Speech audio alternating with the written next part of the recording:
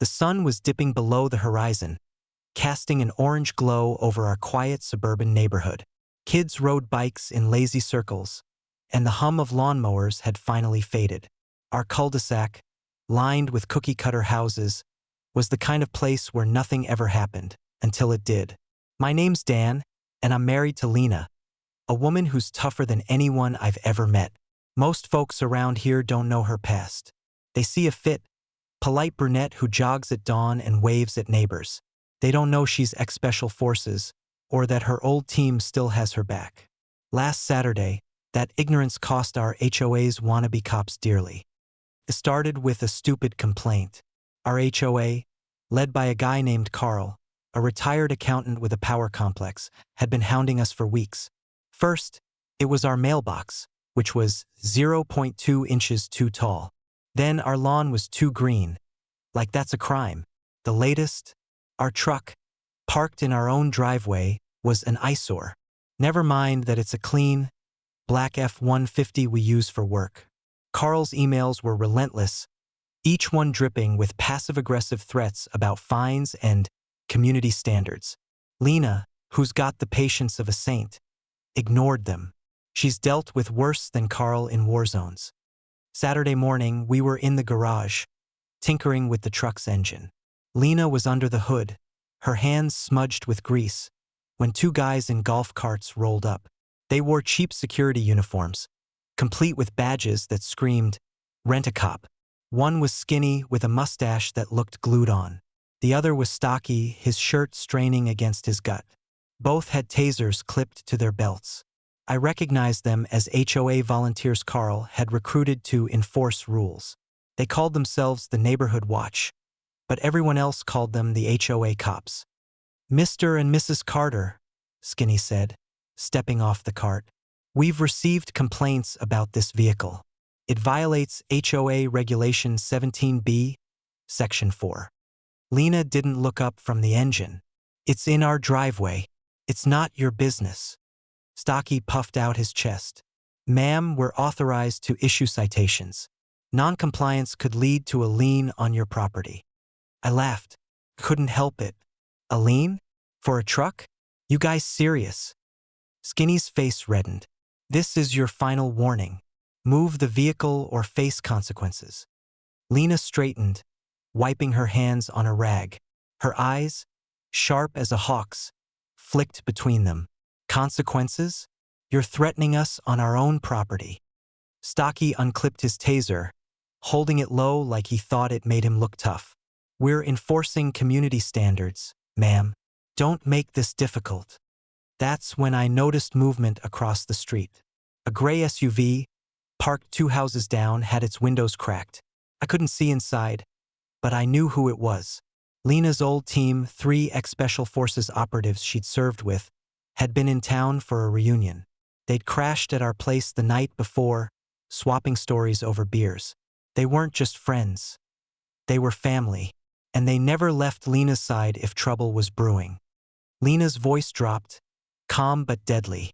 "Put that taser away before you regret it." Stocky smirked, raising the taser. "Step back, ma'am, or I'll..." He didn't finish.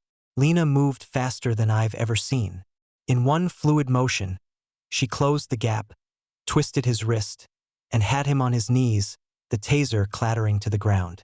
Skinny fumbled for his own taser, but before he could draw, a red laser dot appeared on his chest. He froze, eyes wide, as another dot danced on Stocky's back. Across the street, the SUV's doors opened and 3 figures stepped out. Marcus, a mountain of a man with a sniper rifle. Tara, a wiry explosives expert with a handgun. And Jake, their tech guy, holding a drone controller. They didn't say a word. They didn't need to. "Drop it," Lena said to Skinny, her knee still pinning Stocky. Skinny's taser hit the pavement. I leaned against the truck, arms crossed, trying not to grin. "Told you to leave it alone." Stocky wheezed, his face purple. "You can't do this. We're HOA security."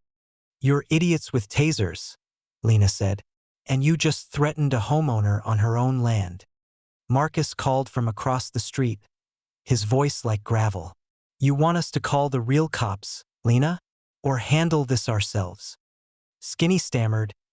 We didn't mean, Carl said. Carl? Lena's eyes narrowed. He sent you to pull weapons on us? Stocky nodded, gasping. He said you were trouble. Said we had to show authority. Lena released Stocky, letting him slump to the ground. She picked up their tasers, unloading the cartridges with practiced ease. Get up. We're going to have a chat with Carl. The HOA cops scrambled to their feet, hands raised. Tara and Jake flanked them, while Marcus hung back, his rifle still trained. I followed Lena as she marched them to their golf carts. You're driving, she told Skinny. Take us to Carl's house. Now. Carl lived 3 streets over, in a McMansion with a fountain that looked like it belonged in Vegas. By the time we pulled up, a small crowd had gathered, neighbors drawn by the commotion. Carl was on his porch, sipping iced tea, looking smug until he saw Lena leading his goons. His glass slipped, shattering on the steps. Lena, he said, forcing a smile. What's this about? She tossed the tasers at his feet. Your boys pulled these on us. Threatened to lean over a truck. You care to explain? Carl's eyes darted to the crowd, then to Marcus, who was leaning against the SUV, rifle slung but ready. I didn't authorize weapons. They misunderstood. Misunderstood, I said. They quoted your regulations like scripture. Skinny pointed at Carl. You said to enforce the rules. You gave us the tasers. The crowd murmured. A woman in yoga pants shouted, You armed these clowns, Carl? Lena stepped closer to Carl, her voice low. You've been harassing us for weeks. Now you send armed men to my home? Big mistake. Carl backed up, tripping over a planter. I'm just protecting property values. By threatening my wife? I said, stepping beside Lena. You're done, Carl. Tara spoke up, holding her phone. I've got the whole thing recorded, including their threats. Want me to send it to the sheriff? Carl's face drained of color. No, please, we can resolve this. Lena crossed her arms. Resign, today, and dissolve your little security squad. The crowd cheered. Carl looked like he wanted to argue, but Jake's drone buzzed overhead, its camera glinting. He sagged, defeated. Fine, I'll step down. And the fines? Lena pressed. The complaints? They're gone. Carl nodded, muttering, Gone. Lena turned to the HOA cops. You too. Never set foot on my property again. Understood. They nodded, practically sprinting to their carts. The crowd dispersed, some clapping, others whispering. Marcus, Tara, and Jake joined us, their weapons stowed. Nice work, boss, Marcus said to Lena. She smirked. Just another day. That night, we cracked open beers in our backyard, the truck still in the driveway. The neighborhood felt different, quieter, freer.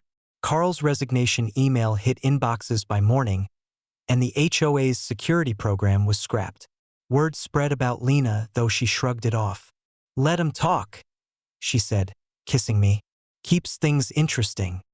As for the truck, the staying right where it is.